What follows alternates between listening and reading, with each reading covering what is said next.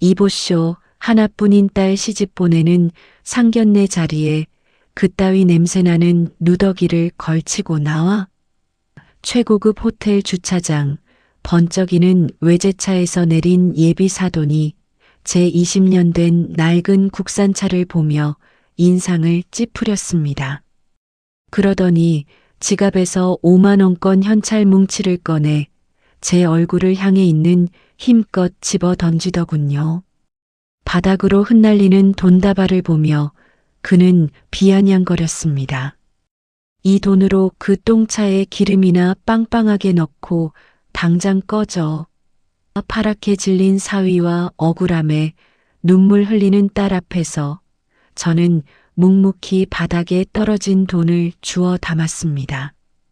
겉모습만으로 사람을 벌레 취급하며 돈으로 짓밟으려 했던 그 오만한 사돈은 자신이 던진 그 돈다발이 숨통을 조이는 올가미가 될 줄은 꿈에도 몰랐을 겁니다.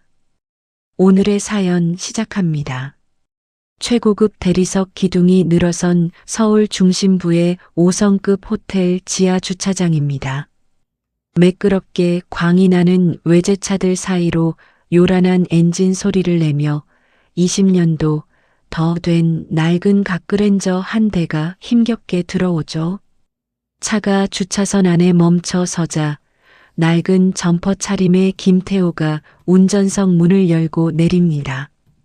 태호가 허름한 옷소매로 이마에 땀을 닦아내며 주변을 둘러보고 있을 때 눈부신 헤드라이트를 번쩍이며 시커먼 최고급 세단 한 대가 미끄러지듯 다가와 멈춰 섰어요.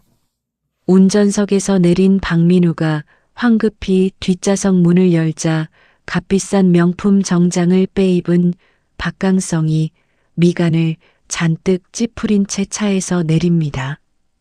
강성이 코를 킁킁거리며 주변을 살피다 태호와 그의 낡은 갓그랜저를 발견하고는 걸음을 우뚝 멈췄죠. 박강성이 넥타이를 거칠게 풀어 헤치며 소리쳤습니다. 아니 여기가 어디라고 저런 썩은 고물차가 굴러들어와. 발레 파킹 직원들은 눈이 삐었나? 저런 차를 안 막고 뭐 하는 거야? 박민우가 아버지의 팔을 다급하게 붙잡으며 얼굴을 붉혔어요. 아버지 목소리 낮추세요. 저분이 지연이 아버님이십니다. 오늘 처음 뵙는 자리잖아요.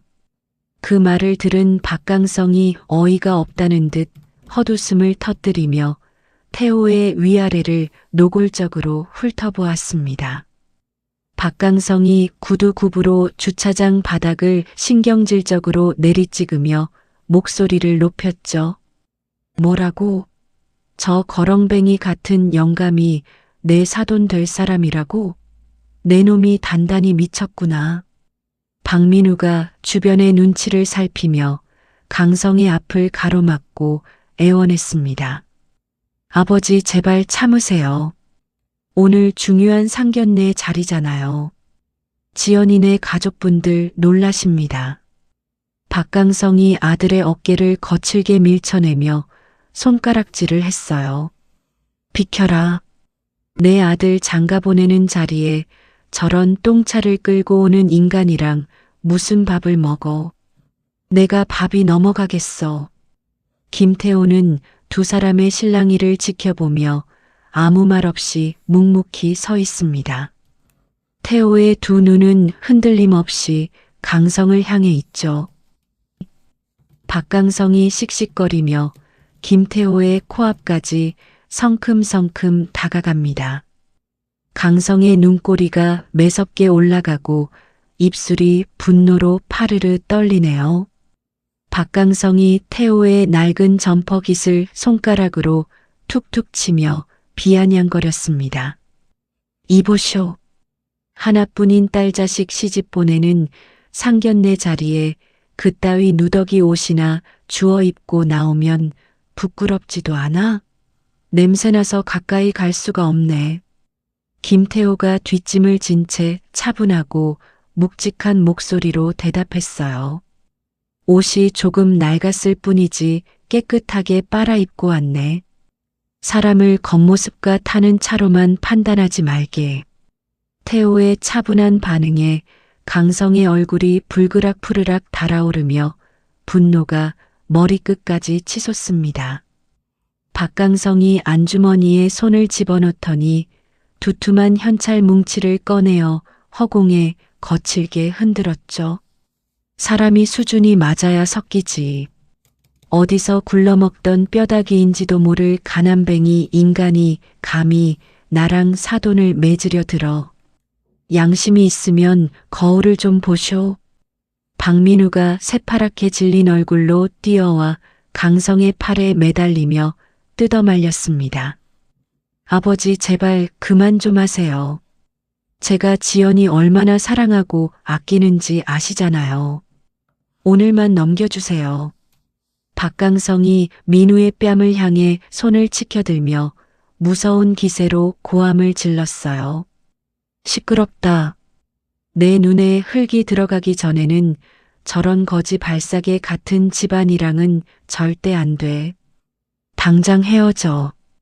강성이 치켜들었던 손의 방향을 틀어 쥐고 있던 5만 원권 현찰 뭉치를 태호의 얼굴을 향해 있는 힘껏 집어 던졌습니다. 이 돈이나 주어서 그 고물차에 기름이나 빵빵하게 넣고 당장 꺼져. 빳빳한 지폐 수십 장이 태호의 뺨과 어깨를 거칠게 때리고 주차장 바닥으로 어지럽게 흩날립니다. 태호는 날아오는 돈다발을 피하지 않고 꼿꼿하게 서서 강성을 응시하죠. 바닥에 흩어진 노란색 5만 원권 지폐들이 주차장의 서늘한 바람을 타고 이리저리 뒹굽니다. 무거운 정막이 흐르는 가운데 김태호가 천천히 무릎을 굽혀 바닥에 떨어진 돈을 한 장씩 줍기 시작하네요. 그 모습을 본 박강성이 크게 비웃으며 양복 재킷의 먼지를 털어냅니다. 그렇지. 평생 구경도 못 해본 큰돈일 테니 한 장도 빠짐없이 싹싹 주워가죠. 난 냄새나고 밥맛 떨어져서 먼저 올라갈 테니까 알아서들 해. 박강성이 거만한 걸음걸이로 뒤도 돌아보지 않고 엘리베이터를 향해 걸어갑니다. 덩그러니 남겨진 박민우가 바닥에 무릎을 꿇고 엎드려 태호와 함께 황급히 돈을 주었죠. 박민우의 눈에서 굵은 눈물이 뚝뚝 떨어져 차가운 콘크리트 바닥을 적십니다. 아버님, 정말 죄송합니다. 제가 100번, 1000번 대신 사과드릴게요.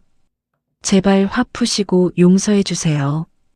김태호가 돈을 줍던 굳은 손을 멈추고 민우의 어깨를 따뜻하게 토닥였어요.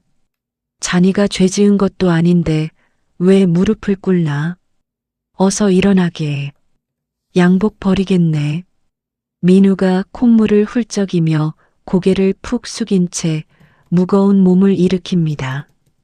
저희 아버지 성정이 워낙 불같고 급하셔서 그래요. 제가 이따가 다 말씀드리고 오해를 꼭 풀겠습니다. 태호가 자동차 바퀴 밑에 떨어진 마지막 지폐 한 장까지 꼼꼼하게 주워 점퍼 주머니에 깊숙이 찔러 넣었죠. 김태호가 굳은 표정을 살짝 풀고 민우를 향해 희미하게 미소 지으며 말했습니다. 어른들 일로 너희들이 상처받고 슬퍼할 필요 없지. 오늘은 자네와 우리 딸이 주인공인 중요한 자리 아닌가. 식기 전에 어서 올라가서 밥이나 한 끼 먹자고.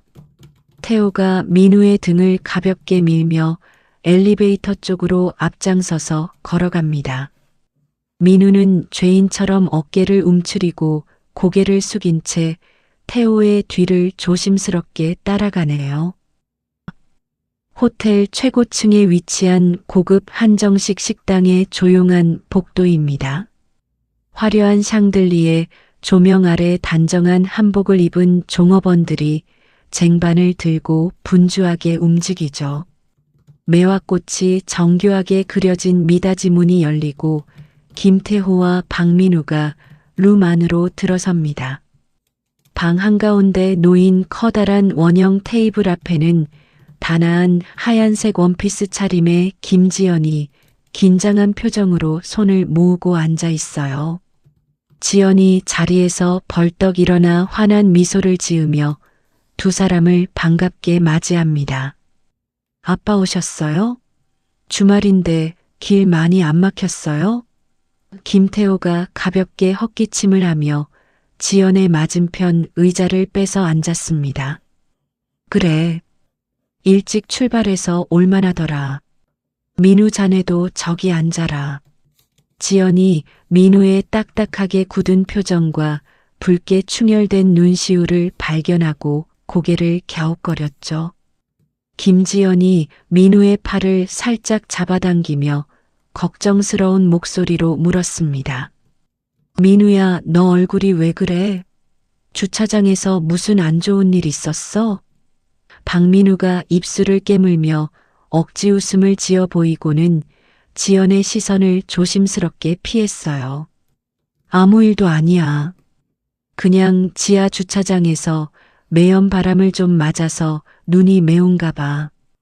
그때 룸의 미닫이 문이 쾅 소리를 내며 거칠게 열리고 박강성이 삐딱한 자세로 들어와 상석에 털썩 주저앉습니다. 박강성이 종업원이 내온 물수건을 집어들고 손을 박박 닦으며 지연을 위아래로 불쾌하게 훑어보네요. 네가 그 잘난 김지연이냐? 우리 민우가 하도 노래를 부르길래 얼굴이나 한번 보려고 바쁜 시간 쪼개서 나왔다. 지연이 당황한 기색을 애써 숨기고 예의 바르게 허리를 굽혀 인사했습니다. 처음 뵙겠습니다. 김지연입니다. 귀한 시간 내주셔서 감사합니다. 박강성이 콧방귀를 뀌며 쓰던 물수건을 테이블 한가운데로 휙 던졌죠. 인사는 됐고 배고프니까 밥이나 빨리 시켜라. 내가 이런 데서 죽치고 앉아 있을 만큼 한가하고 여유로운 사람이 아니니까. 따뜻해야 할 상견례 테이블 위에는 차가운 얼음물처럼 싸늘하고 숨막히는 정적이 내려앉습니다. 테이블의 감도는 어색한 침묵을 깨고 종업원이 두꺼운 메뉴판을 들고 조심스럽게 다가옵니다. 박강성이 종업원의 손에서 메뉴판을 낚아채듯 빼앗아 들고 장갑을 벗어 던지며 거칠게 페이지를 넘겼어요. 종업원이 다소곳하게 고개를 숙이며 상견례에 어울리는 코스 요리를 추천하려 입을 뗍니다. 종업원의 말이 끝나기도 전에 박강성이 메뉴판을 소리나게 덮으며 신경질적으로 소리쳤습니다. 아니 무슨 밥 한 끼에 10만 원이 훌쩍 넘어. 여기 혹시 금가루라도 뿌려서 요리해 주나 보지? 종업원이 당황하며 최고급 식재료를 사용한다고 설명하려 하지만 강성이 손을 휘저으며 말을 막았죠. 됐고 제일 싼 걸로 대충 가져와. 어차피 입맛도 다 떨어져서 비싼 거 먹어봤자 소화도 안 될 테니까. 김태호가 조용히 메뉴판을 집어들며 부드럽게 말했습니다. 사돈어른, 그래도 아이들 결혼을 축하하는 뜻깊은 자리인데 좋은 음식으로 제대로 대접하고 싶습니다. 박강성이 턱을 치켜들며 태호를 향해 코웃음을 쳤네요. 사돈어른은 무슨 얼어 죽을 사돈어른이야. 그리고 그쪽 주머니 사정 뻔히 아는데 무리해서 비싼 밥 살 필요 없어. 나중에 돈 없다고 우리 집안에 손 벌리지나 마죠. 지연의 얼굴이 순식간에 붉게 달아오르고 주먹을 꽉 쥐는 모습이 보입니다. 박민우가 안절부절 못하며 강성의 팔목을 꽉 잡았습니다. 아버지 진짜 제발 그만하세요. 아버님이 호의로 말씀하시는데 왜 자꾸 엇나가세요? 박강성이 민우의 손을 거칠게 뿌리치며 자리에서 반쯤 일어났어요. 이 녀석이 어디서 애비한테 눈을 부릅뜨고 대들어. 네가 저 계집애한테 홀려서 눈에 뵈는 게 없구나. 김지연이 테이블 아래로 꽉 쥐고 있던 주먹을 파르르 떱니다. 지연이 크게 심호흡을 하며 간신히 화를 억누르고 차분하게 입을 열었죠. 아버님, 저희 아버지가 아버님께 무례하게 군 적이 없는데 말씀이 너무 지나치십니다. 박강성이 눈을 동그랗게 뜨고 지연을 노려보며 호통을 쳤습니다. 뭐라고? 쥐뿔도 없는 집안에서 자란 주제에 감히 어른이 말하는데 토를 달아? 김태호가 손을 들어 지연을 제지하며 강성을 향해 시선을 고정했어요. 사돈, 아이들 앞입니다. 어른답게 행동하시지요. 박강성이 코를 킁킁거리며 손사래를 강하게 쳤습니다. 어른다운 게 뭔데? 돈 없는 게 자랑이야? 아까 주차장에서 내가 던져준 돈은 잘 챙기셨나? 그 돈으로 옷이나 한 벌 사입고 나오지 냄새나게 진짜. 강성의 입에서 주차장 사건이 튀어나오자 지연의 눈동자가 크게 흔들리네요. 지연이 놀란 얼굴로 민우를 쳐다보며 다급하게 물었습니다. 민우야, 지금 아버님이 하신 말씀이 무슨 뜻이야? 주차장에서 우리 아빠한테 돈을 던졌다니? 박민우가 하얗게 질린 얼굴로 고개를 푹 숙인 채 아무 대답도 하지 못합니다. 김태호가 애써 미소를 지으며 지연의 손을 토닥였죠. 아니다. 사돈 어른이 농담하신 거야. 신경 쓰지 말고 밥이나 먹자. 지연이 태호의 낡은 점퍼 주머니 밖으로 삐져나온 5만 원권 지폐 끝자락을 발견하고는 눈시울이 붉어집니다. 지연이 숨을 거칠게 몰아쉬며 자리에서 벌떡 일어납니다. 김지연이 자리에서 벌떡 일어나 아버지 김태호의 점퍼 주머니를 뚫어지게 바라봅니다. 낡고 해진 점퍼 주머니 밖으로 삐져나온 노란색 5만 원권 지폐가 선명하게 눈에 들어오죠. 지연이 파르르 떨리는 손으로 고급스러운 원목 테이블 모서리를 꽉 부여잡고 박민우를 향해 고개를 돌렸습니다. 민우야, 똑바로 대답해. 아까 주차장에서 우리 아빠한테 무슨 일이 있었던 거야? 박민우가 하얗게 질린 얼굴로 입술만 달달 떨며 아무 말도 하지 못하네요.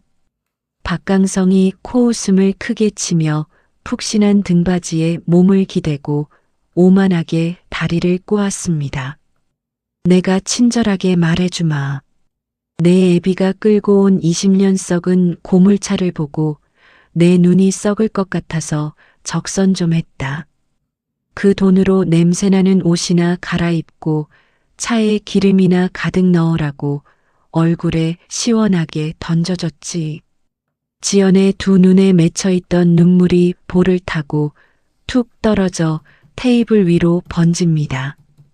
김태호가 급히 자리에서 일어나 지연의 좁은 어깨를 따뜻하게 감싸 안으며 다급하게 말했어요. 지연아, 아빠는 아무렇지도 않다. 어른이 술김에 하신 농담이니 그만 화 풀고 자리에 앉아라. 지연이 태호의 거칠어진 손을 부드럽게 떼어내며 박강성을 향해 차가운 시선을 던집니다. 지연의 가슴이 끓어오르는 분노로 크게 오르락 내리락하는 모습이 뚜렷하게 보입니다. 박강성이 테이블 위에 놓인 차가운 얼음물 잔을 들어 벌컥벌컥 마시고는 탁 소리나게 내려놓습니다. 농담은 무슨 농담이야. 내 하나뿐인 아들 장가 보내는 자리에 저런 거렁뱅이가 웬 말이냐. 내가 홧김에 던진 돈이나 허겁지겁 주워 담는 주제에 어디서 어른 행세야. 박민우가 의자를 거칠게 박차고 일어나 강성의 앞을 가로막으며 절규했어요. 아버지 제발 그 입 좀 다무세요. 제가 아까 주차장에서도 계속 참아달라고 엎드려서 빌었잖아요. 강성이 굵은 주먹으로 테이블을 강하게 내리치며 민우를 향해 삿대질을 합니다. 내 놈이 단단히 미쳤구나. 저런 근본도 없는 가난뱅이 집안 여자를 며느리로 들이면 우리 집안 꼴이 어떻게 되겠어. 당장 집어치워라. 김지연이 붉게 충혈된 눈으로 강성을 똑바로 응시하며 피가 날 정도로 입술을 깨물었죠. 지연이 식탁 위에 두 손을 올리고 천천히 숨을 고르며 마음을 다잡습니다. 아버님, 저희 아버지는 평생 저를 위해 헌신하시고 누구보다 정직하게 살아오신 분입니다. 단지 돈이 조금 부족하다고 해서 아버님께 그런 끔찍한 모욕을 당할 이유는 없습니다. 강성이 턱을 치켜들고 비릿한 미소를 지으며 지연을 매섭게 조롱했습니다. 자본주의 세상에서 돈 없는 게 가장 큰 죄지. 내 애비의 저 초라한 꼴을 보고도 그런 소리가 입 밖으로 나오냐? 너희 같은 것들은 평생 우리 집안 발끝도 못 따라와. 우리 회사가 곧 전국구 대기업이랑 큰 계약 맺으면 너희 같은 하층민들은 감히 쳐다볼 수도 없는 위치로 올라간단 말이다. 고급스러운 도자기 그릇에 담긴 값비싼 코스 요리를 쟁반에 받쳐들고 룸 안으로 들어옵니다. 사내 진미가 가득 담긴 접시들이 테이블 위에 하나둘씩 놓이는 순간 김지연의 인내심이 마침내 바닥을 드러내죠. 지연의 두 눈에서 걷잡을 수 없는 분노의 불꽃이 매섭게 튀어오릅니다. 지연이 양손으로 두꺼운 하얀색 식탁보의 끝자락을 단단히 움켜쥐었어요. 지연이 이를 꽉 물고 온몸에 체중을 실어 식탁보를 자신의 몸쪽으로 강하게 잡아당겼습니다. 와장창 하는 귀를 찢는 굉음과 함께 테이블 위에 정갈하게 세팅되어 있던 고급 도자기 그릇과 물잔들이 룸 바닥으로 무참히 쏟아져 내립니다. 뜨거운 국물과 차가운 얼음물이 뒤섞여 박강성의 명품 바지 위로 무참히 쏟아지네요.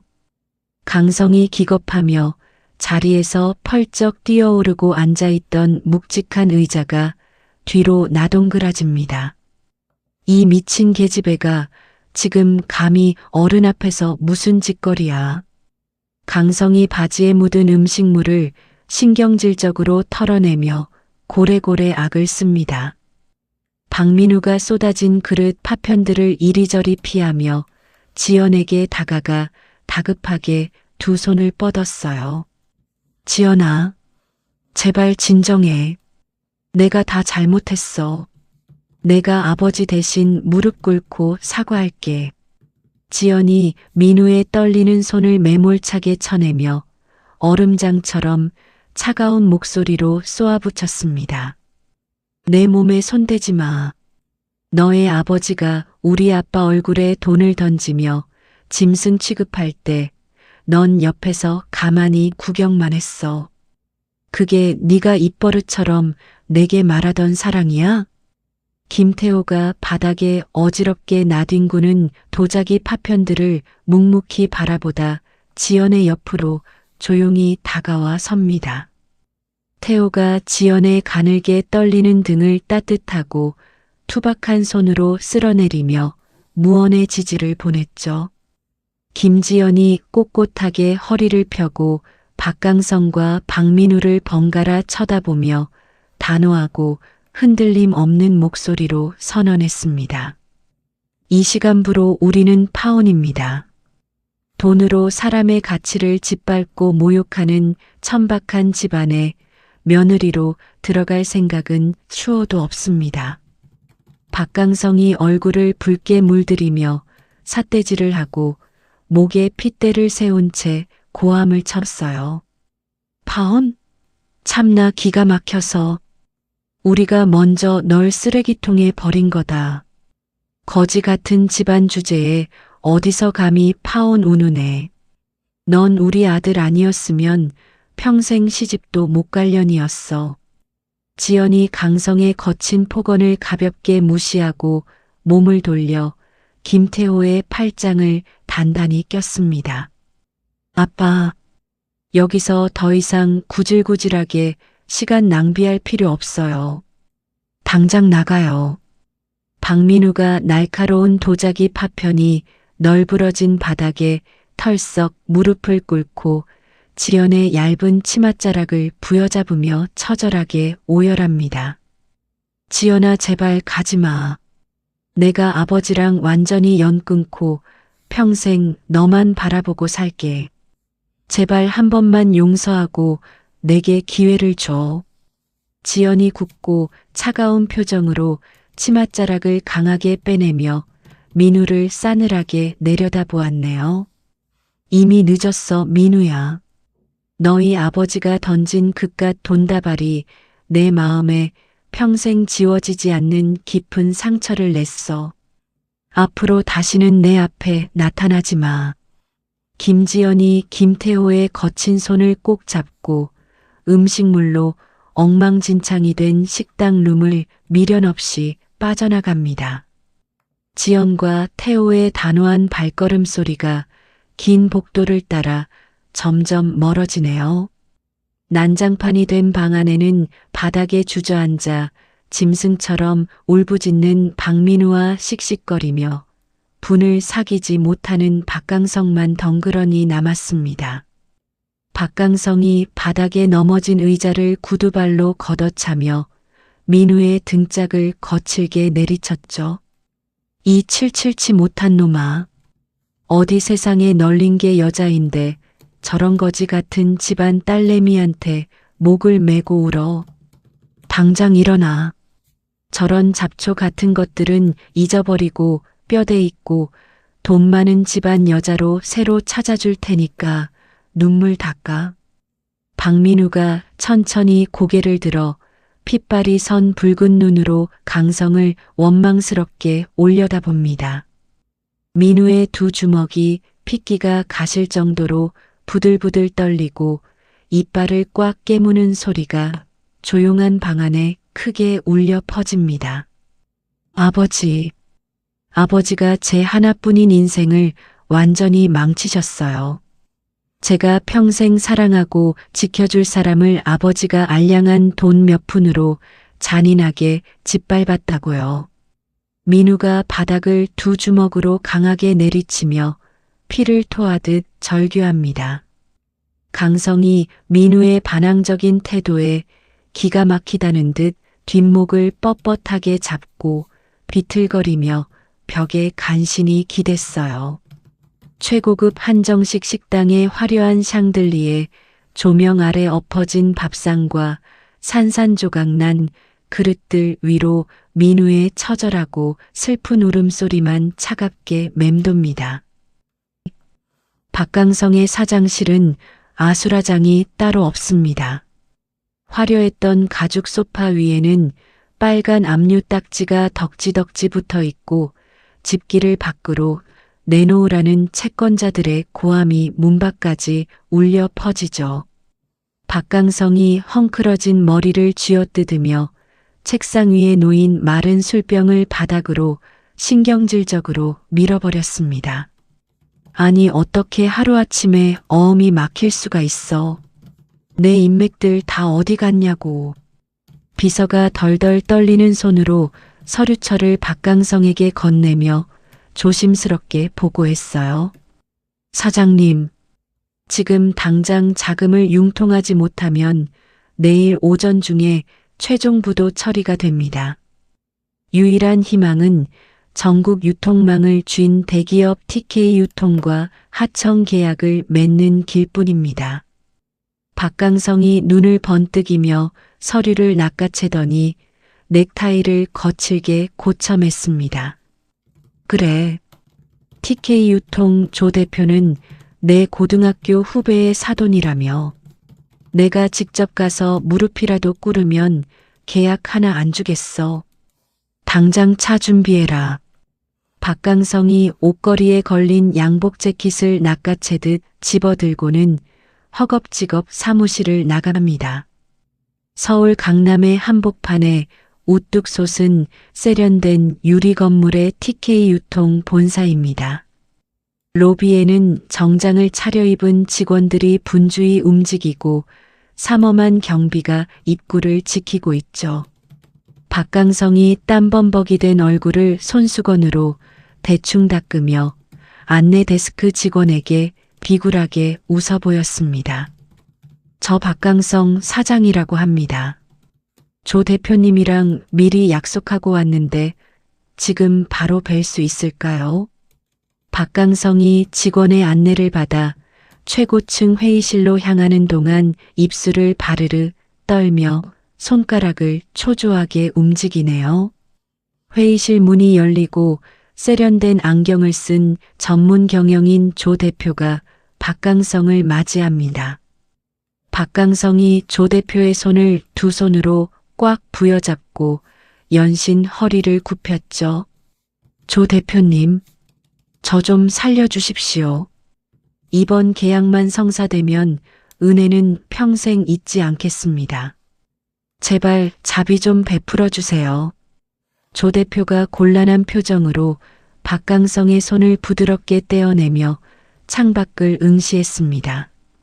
박 사장님, 저도 돕고 싶지만 우리 회사는 실질적인 결재권을 가진 회장님이 따로 계십니다.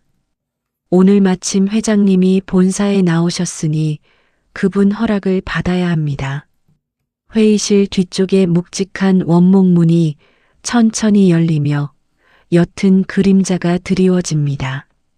조 대표가 자리에서 벌떡 일어나 문 쪽을 향해 공손하게 허리를 숙여 인사했죠.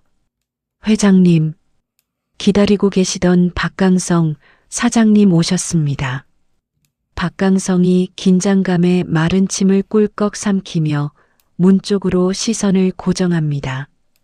문 뒤에서 나타난 인물은 다름 아닌 지하 주차장에서 돈벼락을 맞았던 김태호입니다. 김태호는 상견례 때와 똑같은 낡고해진 점퍼를 입고 묵직한 걸음으로 회의실 안으로 걸어 들어오네요. 김태호가 조 대표를 지나쳐 회장 전용 상석에 천천히 앉으며 박강성을 빤히 쳐다보았습니다. 박강성이 귀신이라도 본 사람처럼 동공이 크게 확장되고 손발을 주체하지 못한 채 바닥에 주저앉았죠. 아니, 당신이 왜 여기에? 당신이 어떻게 TK 유통 회장이라는 거야? 이건 말도 안 돼. 김태호가 책상 위에 놓인 명패를 손끝으로 가볍게 톡톡 치며 대답했습니다. 사람은 겉모습과 타는 차로만 판단하지 말라고 주차장에서 분명히 말했을 텐데 박 사장은 내 말을 콧등으로도 안 듣더군. 박강성이 바닥을 기어서 김태호의 발치까지 다가가 구두 끝바리를 붙잡으며 애걸복걸하기 시작합니다. 강성의 목소리는 공포와 당혹감으로 형편없이 갈라져 나오죠. 회장님, 제가 죽을 죄를 지었습니다. 그날 제가 술을 너무 많이 마셔서 정신이 나갔나 봅니다. 제발 한 번만 용서해 주세요. 박강성이 자신의 뺨을 손바닥으로 세게 내려치며 연신 바닥에 머리를 찧었습니다. 조 대표가 싸늘한 눈빛으로 박강성을 내려다보며 태호에게 결제 서류를 내밀었죠. 회장님, 이 회사는 무리한 투자로 이미 바닥이 난 상태입니다. 계약을 진행하면 우리 쪽 손해도 막심할 것 같습니다. 김태호가 점퍼 주머니에서 꼬깃꼬깃하게 접힌 5만 원권 현찰한 뭉치를 꺼내어 테이블 위에 올려놓았습니다.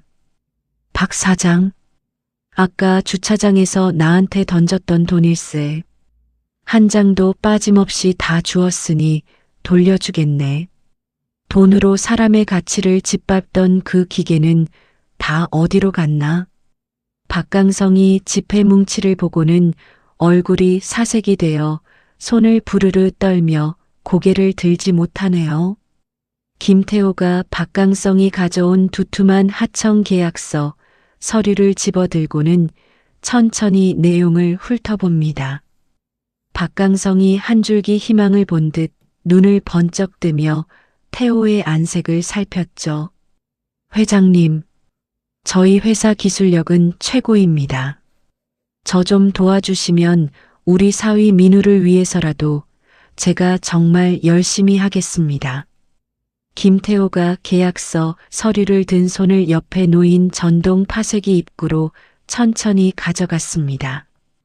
파쇄기가 날카로운 기계음을 내며 돌아가기 시작하고 박강성의 희망이 담긴 서류들이 순식간에 잘게 잘려 가루가 되어 쏟아지네요. 김태호가 파쇄기 버튼을 끄고 자리에 일어서며 단호한 어조로 말했습니다. 민우는 이제 자네 사위도 아니고 내 사위도 아닐세. 자네처럼 천박한 인간이 만드는 물건을 우리 유통망에 태울 생각은 추호도 없으니 당장 나가게. 조 대표가 보안 요원들을 호출하자 건장한 남자들이 들어와 박강성의 양팔을 거칠게 붙잡았습니다. 박강성이 끌려나가면서도 회의실 바닥을 발로 차며 처절하게 비명을 질렀죠. 회장님, 제발 살려주세요. 제가 잘못했습니다. 한 번만 기회를 주십시오. 김태호는 박강성의 비명 소리를 뒤로 한 채 창밖의 먼 산을 무겁게 바라보며 깊은 한숨을 내쉽니다. 박강성의 호화로운 대저택 거실입니다. 바닥에는 값비싼 양주병이 뒹굴고 있고 박강성이 소파에 기대어 거친 숨을 몰아쉬네요. 거실 벽면에 걸려있던 값비싼 미술품들은 붉은 압류 딱지가 붙은 채 위태롭게 매달려 있습니다. 박민우가 현관문을 열고 들어와 엉망이 된 거실을 보더니 강성의 발밑에 털썩 무릎을 꿇었습니다. 아버지, TK 유통 회장님이 지연이 아버님이시라면서요. 회사가 부도 위기라는 소식 들었습니다. 지금이라도 늦지 않았으니 저랑 같이 지연이네 가족 찾아가서 무릎 꿇고 사죄하세요. 제가 옆에서 같이 빌겠습니다. 박강성이 핏발이 선 충혈된 눈으로 민우를 노려보며 탁자 위에 있던 크리스털 잿더리를 민우를 향해 강하게 집어 던졌죠. 잿더리가 민우의 어깨를 스치고 벽에 부딪혀 요란한 소리를 내며 산산조각 납니다. 내 놈이 감히 애비한테 이래라 저래라 가르치려 들어? 네가 그 계집애한테 홀려서 정신을 못 차리더니 기어코 우리 집안을 망하게 하려고 작정을 했구나. 그 영감이 날 속이고 뒤통수를 쳤어. 강성이 비틀거리며 일어나 민우의 멱살을 거칠게 틀어쥐고 바닥으로 내동댕이 쳤습니다. 민우가 바닥에 나뒹굴며 고통스러운 신음을 내뱉었지만 강성은 멈추지 않고 구두발로 무자비하게 발길질을 해댔어요. 내가 누구 때문에 평생 뼈 빠지게 일해서 이 자리에 올라왔는데 내 놈 입에 금수저 물려주려고 내가 얼마나 비굴하게 살았는지 알아? 당장 내 눈앞에서 꺼져. 너 같은 자식 둔 적 없으니까 나가서 그 거지 같은 집안 구두발이나 핥고 살아라. 박민우가 비참한 얼굴로 헝클어진 머리를 쓸어 넘기며 천천히 몸을 일으켜 세웁니다. 민우의 굳게 담은 입술 사이로 붉은 피가 맺혔네요. 네. 저도 더 이상 아버지가 부끄러워서 견딜 수가 없습니다. 평생 돈만 좇으시다가 소중한 사람들을 다 잃고 결국 모든 걸 다 잃으신 겁니다. 스스로를 망친 건 아버지 본인이십니다. 민우가 뒤도 돌아보지 않고 자신의 방으로 성큼성큼 걸어 들어가 옷장에서 여행용 캐리어를 꺼내 짐을 챙기기 시작합니다. 박민우가 옷장 문을 활짝 열고 평소 입던 고급 정장 대신 편한 면 티셔츠와 작업복 속옷들만 서둘러 가방에 쑤셔 넣습니다. 방 안을 가득 채웠던 명품 시계와 외제차 키 지갑들은 거들떠보지도 않고 오직 꼭 필요한 생필품만 챙기는 모습이 비장해 보이네요. 민우가 짐을 우겨 넣은 무거운 캐리어를 끌고 다시 거실로 나옵니다. 박강성이 바닥에 주저앉아 멍한 눈으로 허공을 응시하고 있죠. 민우가 현관문 손잡이를 잡고 마지막으로 강성을 돌아보며 차가운 목소리로 말했습니다. 아버지 아들로 태어나서 단 한 번도 마음 편히 행복한 적이 없었습니다. 아버지의 그 끝없는 욕심과 허세에 맞춰 살기 너무 숨이 막혔습니다. 이제부터는 아버지 그늘에서 벗어나 제 힘으로 제 인생 살겠습니다. 부디 건강 챙기시고 안녕히 계세요. 박강성이 민우의 뒷모습을 향해 주먹을 휘두르며 소리를 꽥 질렀어요. 이 호로 자식아. 이 문턱 넘는 순간 너랑 나는 영원히 끝이야. 땡전 한 푼 못 받을 줄 알아. 내가 파산해도 너한테 갈 돈은 10원 한 장 안 남길 테니 바닥에서 한번 구르면서 살아봐라. 민우가 입술을 꽉 깨물고 쾅 소리가 나게 현관문을 닫으며 차가운 밤거리로 나섭니다. 대문을 나서자마자 먹구름이 잔뜩 낀 밤하늘에서 굵은 빗방울이 하나둘씩 떨어지기 시작하네요. 빗줄기는 순식간에 거센 폭우로 변해 민우의 어깨를 사정없이 내리칩니다. 민우가 우산도 쓰지 않은 채 비를 고스란히 맞으며 무거운 발걸음을 옮깁니다.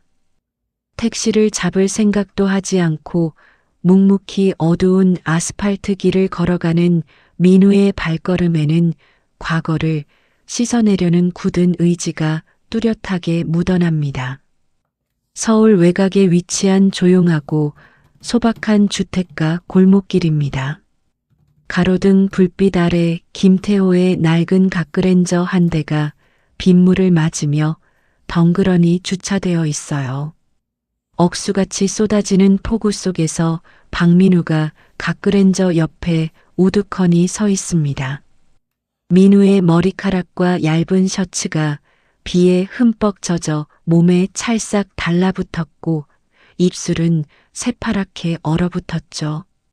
민우가 덜덜 떨리는 두 손을 꽉 쥐고 태호의 집 굳게 닫힌 철제 대문을 향해 시선을 고정합니다. 밤이 깊어가고 빗줄기는 더욱 거세지지만 민우는 미동도 하지 않고 밤새 꼿꼿하게 자리를 지키네요. 어두운 2층 거실 창문 너머로 김지연이 커튼을 살짝 들치고 밖을 조심스럽게 내다봅니다. 지연이 가로등 아래에서 비를 온몸으로 맞고 서 있는 민우를 발견하고는 놀란 눈으로 입을 틀어막았어요. 지연이 다급하게 안방 문을 열고 들어가 침대에 누워있는 김태호의 팔을 세차게 흔들었습니다. 아빠, 밖에 민우가 와 있어요. 우산도 없이 비를 다 맞고 벌써 몇 시간째 저러고 서 있다고요. 아까부터 꿈쩍도 안 해요. 김태호가 천천히 눈을 뜨고 무거운 몸을 일으켜 앉으며 덤덤하게 대답했죠. 내버려 두어라. 자기가 저지른 일에 대한 책임을 지는 과정일 뿐이다. 함부로 문 열어주지 말고 너도 어서 자거라. 남의 집 귀한 자식 불쌍하다고 섣불리 동정하지 마. 지연이 발을 동동 구르며 안타까운 목소리로 호소했습니다. 그래도 저러다 사람 쓰러지겠어요. 날씨도 차가운데 감기라도 걸리면 어떡해요. 제가 나가서 우산이라도 씌워주고 따뜻한 차라도 한 잔 먹여서 돌려보낼게요. 태호가 단호한 눈빛으로 지연을 올려다보며 고개를 굳게 저었습니다. 네가 지금 나가면 저 녀석의 굳은 결심을 망치는 꼴이 된다. 정진심이라면 아침까지 버티겠지. 마음 약해지지 말고 내 방으로 돌아가라. 다음 날 이른 아침입니다. 밤새 세차게 내리던 비가 그치고 흐린 구름 사이로 희미한 햇살이 비치기 시작하죠. 김태호가 평소처럼 낡은 점퍼를 걸치고 현관문을 열어 대문을 나섭니다. 대문 앞에는 빗물에 흠뻑 젖은 박민우가 물이 뚝뚝 떨어지는 낡은 캐리어에 기대어 위태롭게 서 있습니다. 민우가 삐걱거리는 대문 소리에 고개를 돌려 태호를 확인하더니 다리에 힘이 풀려 바닥에 털썩 엎드렸어요. 아버님, 제가 다 잘못했습니다. 저희 아버지가 지은 죄 제가 평생 갚으면서 살겠습니다. 제발 지연이 한 번만 만나게 해주십시오. 지연이 얼굴 보고 직접 사과하고 싶습니다. 민우가 흙탕물이 고인 진흙바닥에 이마를 비비며 눈물과 빗물이 뒤섞인 엉망인 얼굴로 간절하게 애원합니다. 김태호가 무심한 표정으로 갓그랜저의 운전석 문을 열다가 멈칫하고는 민우에게 다가갔죠. 태호가 투박하고 거친 손으로 민우의 젖은 어깨를 단단히 움켜쥐고 단번에 일으켜 세웠습니다. 자네 아버지는 자네 아버지의 몫으로 죄를 짓고 벌을 받는 것이고 자네는 자네 인생을 똑바로 살면 되는 거네. 왜 굳이 진흙탕 속으로 다시 걸어 들어가려 하나? 당장 돌아가게. 박민우가 덜덜 떨리는 목소리로 태호의 흔들림 없는 눈을 똑바로 쳐다보며 대답했어요. 저는 지연이 없이 단 하루도 살 수 없습니다. 어제부로 아버지와는 완전히 연을 끊고 집을 나왔습니다. 아버지의 돈과 배경 없이 제 힘으로 바닥부터 다시 시작해서 제 진심을 반드시 증명해 보이겠습니다. 김태호가 민우의 확고하고 물러섬 없는 눈빛을 한참 동안 말없이 응시하더니 안주머니에서 낡은 수첩을 꺼냈습니다. 태호가 수첩 한 장을 북 찢어 볼펜으로 무언가를 꾹꾹 눌러 적은 뒤 민우의 얼어붙은 손에 쥐어주었네요. TK 유통 소속의 지방 외곽에 있는 가장 허름한 물류창고 주소일세. 오늘부터 당장 짐 싸들고 내려가서 무거운 짐 나르는 상하차 일부터 시작하기에 자네 진심이 어느 정도인지 내 두 눈으로 똑똑히 지켜보고 확인하지. 박민우가 구겨진 메모지를 두 손으로 소중하게 움켜쥐고 태호를 향해 깊이 허리를 숙여 깎듯이 인사했습니다. 김태호가 낡은 갓그랜저에 시동을 걸고 요란한 엔진 소리를 뿜으며 골목길을 부드럽게 빠져나갑니다. 멀어지는 차를 바라보는 민우의 젖은 입가에 아주 작고 희미한 안도의 미소가 번지네요. 지방의 한적한 국도변에 자리 잡은 TK 유통의 낡은 물류창고입니다.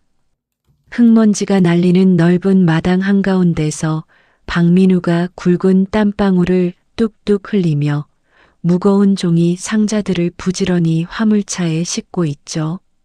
1년이라는 시간 동안 매일같이 고된 상하차 작업을 견뎌낸 민우의 팔뚝에는 굵은 핏대가 선명하게 솟아 있습니다.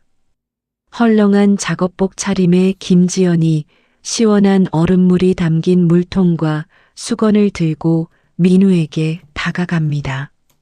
지연이 까치발을 들고 하얀 수건으로 민우의 이마에 맺힌 땀을 정성스럽게 닦아주었어요. 민우야, 너무 무리하지 말고 잠깐 쉬었다가 해. 얼굴이 완전히 땀범벅이잖아. 자, 이 물 좀 마셔. 박민우가 상자를 바닥에 내려놓고 지연이 건넨 물통을 받아 벌컥벌컥 시원하게 들이켰습니다. 민우가 손등으로 입가를 닦아내며 환하게 웃어 보였죠. 고마워. 네가 주말마다 서울에서 여기까지 내려와서 도와주니까 짐이 깃털처럼 가볍게 느껴져. 나 이제 이 창고 물건들 눈 감고도 다 찾을 수 있을 정도로 완벽하게 적응했어. 지연이 민우의 단단해진 어깨를 주물러주며 밝은 목소리로 대답했습니다. 우리 민우 진짜 제일가는 일꾼 다 됐네. 처음에 여기 내려왔을 때는 며칠 못 버티고 도망갈 줄 알았는데 정말 대단해. 민우가 지연의 손을 살며시 쥐고 다정하게 눈을 맞추었습니다. 네가 믿고 기다려주는데 내가 어떻게 포기해. 여기서 바닥부터 뒹굴면서 물건이 어떻게 들어오고 나가는지 제대로 배웠어. 이 땀방울이 나중에 우리한테 엄청난 큰 힘이 될 거야. 두 사람이 서로를 마주보며 소리내어 웃고 있을 때 멀리서 검은색 대형 승용차 한 대가 흙먼지를 일으키며 마당 안으로 조용히 들어옵니다. 차 뒷좌석 문이 열리고 김태호가 평소 즐겨 입던 낡은 점퍼 차림으로 차에서 내리네요. 김태호가 두 손을 등 뒤로 모으고 천천히 걸어와 민우와 지연 앞에 멈춰 섰습니다. 김태호가 흙먼지가 잔뜩 묻은 민우의 작업복과 검게 그을린 얼굴을 묵묵히 찬찬히 살펴봅니다. 김지연이 놀란 표정으로 한 걸음에 달려가 태호의 팔짱을 반갑게 꼈죠. 아빠, 여기까지 어쩐 일이야. 오려면 미리 연락이라도 하고 오지 그랬어.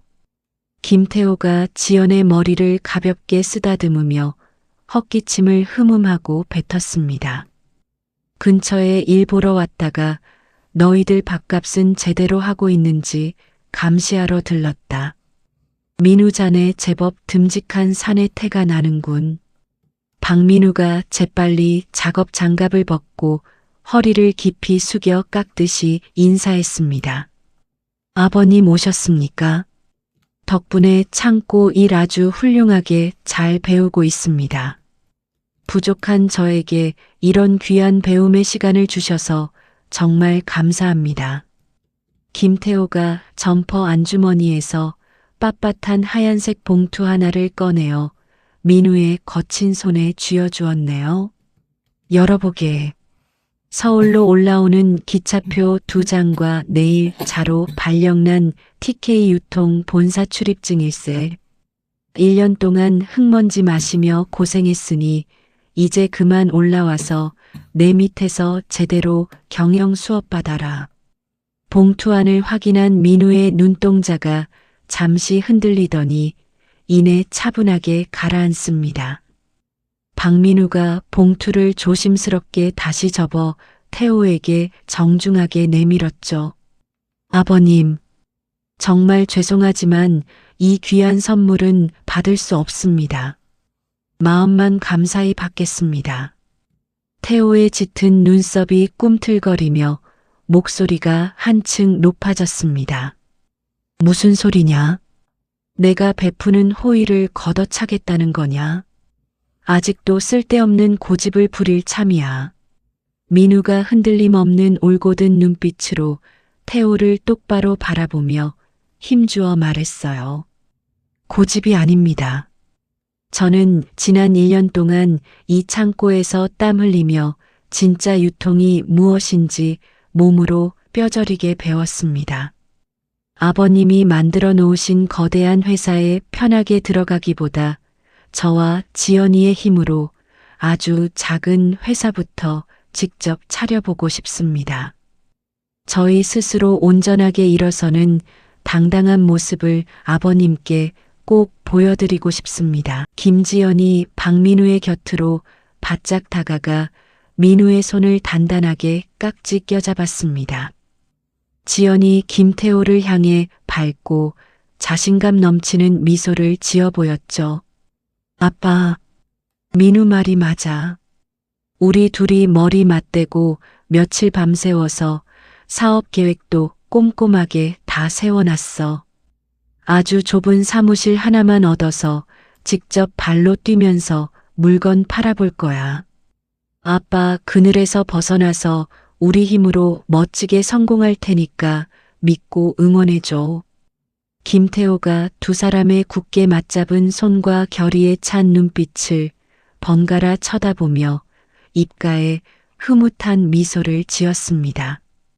태호가 내밀었던 봉투를 다시 주머니에 집어넣고는 민우의 어깨를 묵직하게 두드렸네요. 그래. 너희들 눈빛을 보아하니 내가 억지로 끌고 간다고 될 일도 아니구나. 젊어서 고생은 돈 주고도 못 산다니 어디 한번 제대로 부딪혀 보거라. 대신 힘들다고 중간에 포기하고 나한테 울면서 손 벌릴 생각은 추호도 하지 마라. 박민우가 태호의 손을 마주 잡으며 활기차게 대답했습니다. 네 아버님. 절대 실망시켜드리지 않겠습니다. 지연이 고생시키지 않고 반드시 보란 듯이 훌륭하게 일어서겠습니다. 계절이 바뀌고 서울 변두리의 아주 낡은 상가 건물 1층입니다. 간판도 제대로 달리지 않은 좁은 사무실 안에서 민우와 지연이 쉴 새 없이 울리는 전화를 받으며 포장 상자를 끈으로 단단하게 묶고 있어요. 사무실 밖 골목에는 작고 낡은 화물차 한 대가 짐칸을 열고 대기하고 있죠. 박민우가 마지막 상자를 화물차 짐칸에 번쩍 들어 올리고 그물망으로 단단히 고정했습니다. 박민우가 화물차 기사에게 다가가 두 손으로 따뜻한 음료수를 건네며 크게 인사했어요. 기사님, 우리 회사 이름으로 나가는 첫 물건입니다. 가는 길 험하지 않게 조심해서 잘 부탁드립니다. 나이가 지긋한 기사가 음료수를 받아들고 껄껄 웃으며 대답했습니다. 아이고, 젊은 사장님들 첫 출발을 진심으로 축하합니다. 제가 안전하게 목적지까지 흠집 하나 없이 딱 배달할 테니 마음 푹 놓으쇼. 김지연이 화물차 문을 닫아주며 환하게 웃었습니다. 감사합니다, 기사님. 날이 차가우니 천천히 조심히 다녀오세요. 화물차가 경적을 짧게 2번 울리고 골목을 빠져나가자 민우가 지연의 허리를 감싸 안고 제자리에서 방방 뛰며 기뻐합니다. 민우가 지연의 볼에 입을 맞추며 벅찬 목소리로 외쳤죠. 지연아, 우리가 드디어 해냈어. 우리 첫 물건이 무사히 밖으로 나갔다고. 지연이 민우의 목을 끌어안고 뺨에 흐르는 눈물을 닦아내며 활짝 웃어 보였습니다. 응, 민우야. 우리 그동안 잠도 못 자고 고생한 보람이 있어. 내일은 물건이 더 많이 나갈 테니까 각오 단단히 해. 두 사람의 뺨 위로 그동안의 서름과 고생을 씻어내는 기쁨의 눈물이 하염없이 흘러내리네요. 햇살이 눈부시게 쏟아지는 주말 오후 서울 외곽의 작고 낡은 동네 성당입니다. 하객석에는 친척 열댓 명만 단출하게 모여 앉아 조용히 예식을 지켜보고 있죠. 화려한 꽃장식 하나 없는 소박한 제단 앞에 박민우와 김지연이 나란히 서 있습니다. 민우는 저렴하지만 몸에 단정하게 맞는 어두운 색 양복을 입었고 지연은 장식이 없는 깔끔하고 하얀 원피스를 입은 채 수줍게 웃고 있어요. 늙은 신부님이 인자한 미소를 지으며 두 사람을 향해 성수를 가볍게 뿌렸습니다. 박민우가 바지 주머니에서 작고 얇은 금반지 2개가 든 낡은 상자를 꺼내어 지연의 앞으로 내밀었죠. 민우가 지연의 왼손을 조심스럽게 잡고 네 번째 손가락에 반지를 천천히 끼워주며 떨리는 목소리로 말했습니다. 지연아, 부족한 나를 믿고 끝까지 기다려줘서 정말 고마워. 지금은 비록 이렇게 작고 가벼운 반지지만 널 사랑하는 내 마음은 세상에서 제일 무겁고 단단해. 평생 널 웃게 해줄게. 지연의 눈에서 맑은 눈물이 툭 떨어져 반짝이는 반지 위로 흩어집니다. 지연이 민우의 손을 꼭 잡고 나머지 반지를 민우의 손가락에 조심스럽게 끼워주며 환하게 웃어 보였네요. 나는 이 반지가 세상에서 제일 훌륭하고 값져. 우리 창고에서 땀 흘렸던 것처럼 앞으로도 어떤 시련이든 둘이서 씩씩하게 잘 헤쳐나가자. 나도 정말 사랑해 민우야. 하객석 맨 앞줄에 앉아있던 김태호가 자리에서 천천히 일어나 두 사람을 향해 누구보다 크고 힘차게 손뼉을 치기 시작합니다. 태호의 주름진 눈가에는 자랑스러운 딸과 듬직한 사위를 향한 벅찬 감동의 눈물이 촉촉하게 맺혀 있죠. 예식이 끝나고 태호가 두 사람의 어깨를 번갈아 두드리며 환하게 웃었습니다. 너희들 정말 대견하다. 내 돈 한 푼 안 받고 이렇게 당당하게 일어서다니 내가 다 든든하고 자랑스럽구나. 지연이 태호의 품에 쏙 안기며 애교 섞인 밝은 목소리로 말했어요. 다 아빠가 뒤에서 묵묵히 믿고 지켜봐준 덕분이야. 우리 진짜 행복하게 잘 살게. 박민우가 태호의 두 손을 꽉 맞잡고 허리를 깊이 숙이며 늠름하게 다짐했습니다. 아버님, 지연이 눈에서 억울한 눈물 흐르는 일 절대 없도록 제가 단단한 방패가 되겠습니다. 항상 곁에서 지켜봐 주십시오. 태호가 민우의 손을 힘주어 마주 잡으며 고개를 크게 끄덕였습니다. 오냐? 너희들 땀 흘려 사는 그 예쁜 모습 내 두 눈에 꽉 차게 담아두마. 자, 어서 친척 어른들께 인사나 올리거라. 좁은 성당 안은 사람들의 따뜻한 축하와 맑은 웃음소리로 가득 찼습니다. 햇빛조차 제대로 들지 않는 비좁고 퀴퀴한 고시원의 아주 작은 방 안입니다.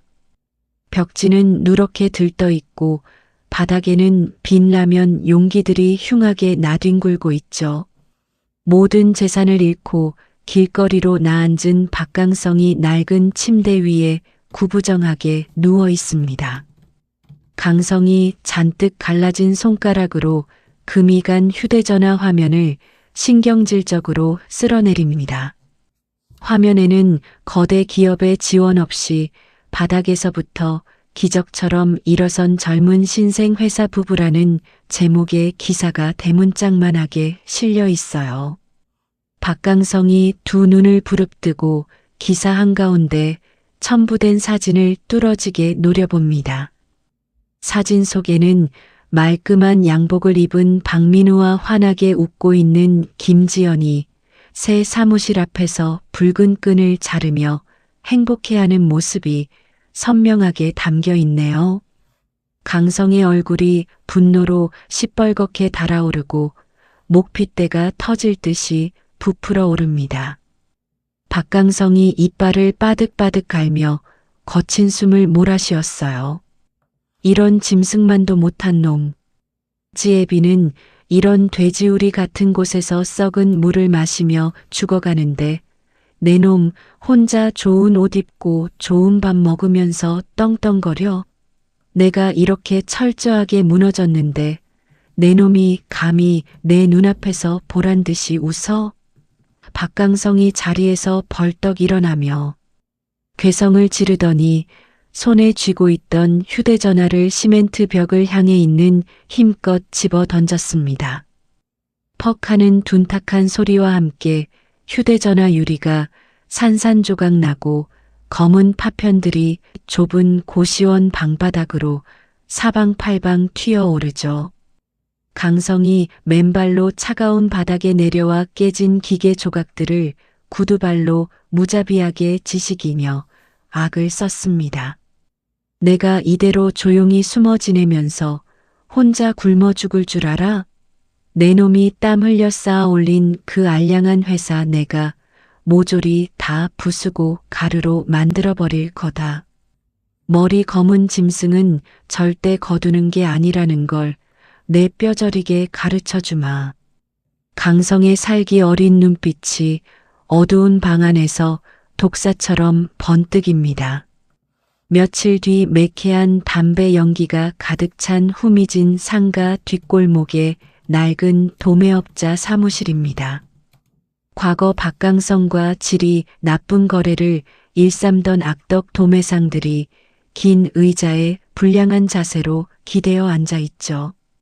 박강성이 후줄근한 겉옷 자락을 펄럭이며 들어와 탁자 위에 낡고 구겨진 서류 봉투를 툭 소리나게 내려놓습니다. 박강성이 입꼬리를 비틀어 올리며 뱀처럼 비열하고 낮게 깔린 목소리로 속삭였어요. 여기 이 종이 쪼가리들 두 눈 똑바로 뜨고 잘들 보죠. 내 아들놈이 기업회장 영감탱이 뒷배를 믿고 내 알짜배기 재산을 몽땅 빼돌려서 차린 회사가 바로 요새 잘나가는 그 건방진 신생 회사란 말이요. 도매상 우두머리가 탁자 위로 몸을 숙여 서류를 대충 훑어보고는 비릿한 코웃음을 치며 물었습니다. 그래서 박 사장, 다 망해서 빚쟁이들 피해 숨어다니는 거지 신세인 당신이 우리한테 바라는 게 도대체 뭐요? 박강성이 탁자에 상체를 바짝 붙이고 눈을 번뜩이며 간절하게 대답했죠. 그 배은망덕한 놈이 시장 물을 다 흐리고 당신들 밥그릇까지 뺏기 전에 내가 확실하게 싹을 밟아버리게 도와주죠. 이 거짓으로 꾸민 장부들을 업계 바닥에 쫙 뿌려만 주시오. 그놈이 지 애비 돈을 훔치고 도망간 파렴치한 도둑놈이라는 소문을 확실하게 내주면 내가 다시 일어나는 날 당신들 빚부터 2배 아니 3배로 쳐서 제일 먼저 갚아주겠소. 도매상들이 서로 시선을 교환하며 턱을 쓰다듬더니 탐욕스러운 미소를 지으며 고개를 끄덕입니다. 박 사장이 그렇게까지 나온다면야 우리가 입을 좀 맞춰주지. 헛소문 하나 퍼뜨려서 애송이 하나 주저앉히는 건 우리한테 일도 아니니까. 어두컴컴한 붉은 조명이 켜진 고급 식당의 은밀한 밀실 안입니다. 박강성이 민우회사와 최근에 가장 큰 규모로 계약을 맺은 핵심 납품처 사장들 앞에서 허리를 굽신거리며 아부하고 있습니다. 강성이 식탁 밑으로 손을 뻗어 두툼한 종이 가방들을 사장들의 무릎 위로 조심스럽게 하나씩 밀어넣죠. 납품처 사장 중 한 명이 수상한 눈초리로 종이 가방 안을 슬쩍 들여다보고는 입을 떡 벌리며 크게 놀랐습니다. 아니 박 사장, 빳빳한 5만원권 지폐가 꽉 차 있는데 이게 도대체 다 뭡니까? 당신 지금 대기업한테 밉보여서 땡전 한 푼 없는 파산자 신세 아니오? 박강성이 음흉한 미소를 지으며 납품처 사장의 두 손을 덥석 잡고 흔들었어요. 사채업자들 바닥까지 싹싹 긁어서 끌어다 쓴 마지막 내 목숨줄이요. 그 박민우라는 놈 회사는 지금 조작된 서류 때문에 곧 경찰 수사받고 세무조사 들이닥쳐서 산산조각 날 겁니다. 내일 당장 아침이 밝는 대로 그놈 회사랑 맺은 계약을 모조리 다 파기하시오. 안 그러면 사장님들 회사까지 사기꾼이랑 엮여서 줄줄이 망하고 길거리에 나앉을 거요. 납품처 사장들이 겁먹은 얼굴로 서로 눈치를 살피더니 종이 가방을 슬그머니 자기 자리 밑으로 깊숙이 끌어당겼죠. 대기업 회장 사위라길래 든든한 동아줄인 줄 알고 믿고 거래했더니 뒤가 그렇게 구린 줄은 몰랐군. 알겠소, 박 사장.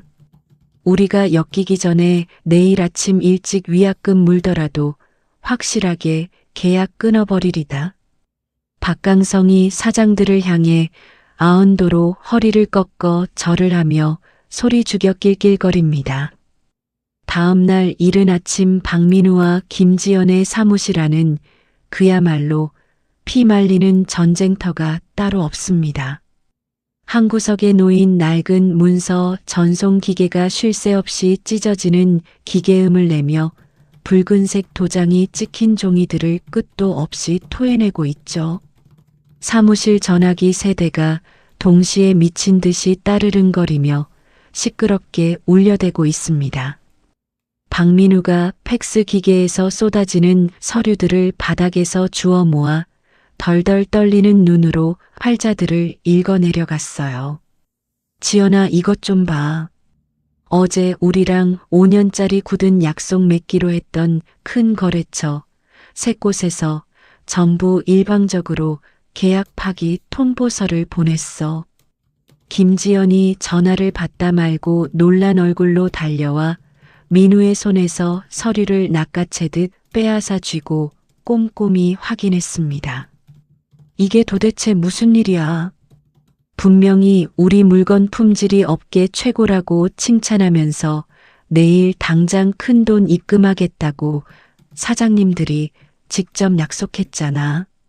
갑자기 하룻밤 사이에 무슨 바람이 불어서 단체로 이러는 건데.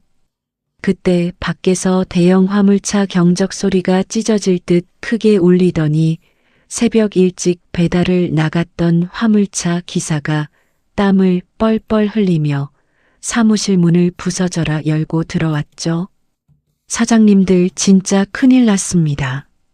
납품처 창고 입구에서 경비들이 우리 차를 아예 못 들어가게 철제 차단기를 치고 막아버렸습니다. 물건을 몽땅 다 반품시켰다고요. 이유도 안 알려주고 짐이나 빼라고 난리치면서 사람을 벌레 보듯 쫓아냅니다. 앞마당에 우리 짐이 산더미처럼 쌓여서 당장 내릴 공간도 없습니다. 박민우가 머리를 양손으로 거칠게 감싸 쥐고 다리에 힘이 풀려 차가운 바닥에 털썩 주저앉습니다. 사무실 책상 위로는 당장 갚아야 할 물건값을 내놓으라고 윽박지르는 시뻘건 독촉장들이 숨막히게 쌓여만 갑니다. 지연이 주저앉은 민우의 좁은 어깨를 단단히 붙잡고 눈물을 글썽이며 입술을 피가 나도록 꽉 깨뭅니다. 두 사람의 뜨거운 땀과 눈물로 일궈낸 회사가 정체를 알 수 없는 거대한 함정에 빠져 하루아침에 벼랑 끝으로 내몰리고 말았습니다. 차가운 바람이 부는 서울 강남의 대형 유통업체 로비입니다. 박민우가 바닥에 무릎이 닿을 듯 허리를 깊이 숙이고 납품처 사장의 바짓가랑이를 간절하게 붙잡고 있습니다. 김지연도 민우의 옆에서 두 손을 모으고 눈물이 가득 고인 눈으로 사장을 애타게 올려다보고 있죠. 박민우가 덜덜 떨리는 목소리로 사장을 향해 처절하게 애원했습니다. 사장님, 제발 한 번만 다시 생각해 주십시오. 어제까지만 해도 저희 물건 최고라고 오늘 당장 계약서에 도장 찍기로 하셨지 않습니까? 하루아침에 이렇게 갑자기 연락을 끊으시면 저희 회사는 당장 내일 문을 닫아야 합니다. 납품처 사장이 민우의 손을 구둣발로 거칠게 쳐내며 차갑게 돌아섰어요. 이보시오, 젊은 사람. 어디서 애비 재산 훔쳐서 도망친 도둑놈이라는 소문이 바닥에 쫙 깔렸는데 내가 미쳤다고 당신네 물건을 받아줍니까? 재수없게 엮이기 전에 당장 내 건물에서 썩 나가시오. 김지연이 바닥에 넘어진 민우를 부축해 일으키며 사장의 등 뒤에 대고 다급하게 소리쳤습니다. 사장님, 그거 다 새빨간 거짓말입니다. 누군가 저희를 음해하려고 악의적인 헛소문을 퍼뜨린 겁니다. 저희가 직접 땀 흘려서 정당하게 번 돈으로 차린 회사입니다. 납품처 사장이 뒤도 돌아보지 않고 경비원들을 향해 손가락질을 하며 호통을 쳤네요. 저 입만 살아서 거짓말하는 사기꾼들 당장 밖으로 끌어내. 다시는 이 건물 문턱도 못 넘게 철저하게 막아. 경비원들이 민우와 지연의 양팔을 거칠게 붙잡고 차가운 아스팔트 바닥으로 사정없이 내동댕이 칩니다. 민우가 바닥에 긁혀 피가 나는 손바닥을 쥐고 허탈한 표정으로 닫힌 회전문만 멍하니 바라봅니다. 같은 시각 서울 중심부에 우뚝 솟은 TK 유통 본사 최고층 회장실입니다. 김태호가 평소 입던 낡은 점퍼 대신 짙은 색의 무거운 정장을 차려입고 커다란 원목 책상 앞에 매서운 눈빛으로 앉아 있습니다.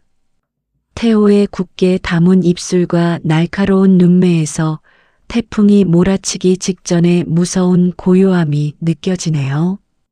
회장실 문이 열리고 법무팀장과 보안팀장이 검은 서류 가방을 들고 들어와 태호의 책상 앞에 각을 잡고 섰습니다. 김태호가 책상 위를 손가락으로 가볍게 톡톡 두드리며 낮고 위압적인 목소리로 물었죠. 그래. 우리 지연이와 민우가 피땀 흘려 세운 회사를 하루아침에 벼랑 끝으로 밀어넣은 쥐새끼가 누구인지 정확하게 알아냈나? 보안팀장이 서류 가방에서 두툼한 사진 뭉치와 녹음기를 꺼내어 책상 위에 가지런히 올려놓으며 대답했습니다. 네, 회장님. 박강성이 악덕 도매업자들을 돈으로 매수해서 민우 사장님이 아버지를 버리고 돈을 훔쳤다는 가짜 장부를 시장에 뿌렸습니다. 그리고 주요 납품처 사장들을 일일이 찾아다니며 현금이 가득 든 종이 가방을 뇌물로 찔러주고 계약을 당장 파기하라고 협박한 정황을 모두 확인했습니다. 김태호가 사진 속 박강성의 비열하게 웃는 얼굴을 뚫어지게 노려보며 이빨을 꽉 깨물었어요.